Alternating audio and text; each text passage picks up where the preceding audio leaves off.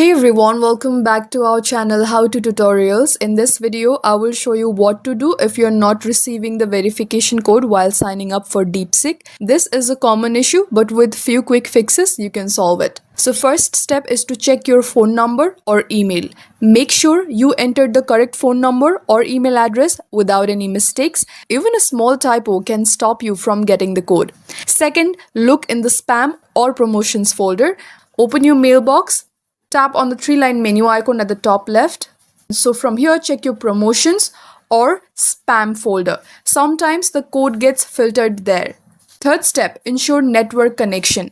If you're using a phone number, check that you have proper mobile network or Wi-Fi signal so messages can come through. Fourth step, request the code again. Go back to the sign up page and tap resend code. Wait at least a minute before trying again. Fifth step, try an alternative. If SMS is not working, try signing up with an email instead or vice versa. If you still don't receive the code after several tries, go to the DeepSeek support page and report the issue. They can help verify your account manually. And that's it. These steps should help you fix the issue of not receiving your DeepSeek sign-up code. If this video helped, be sure to like and subscribe for more quick solutions. Thank you for watching and I'll see you in the next one.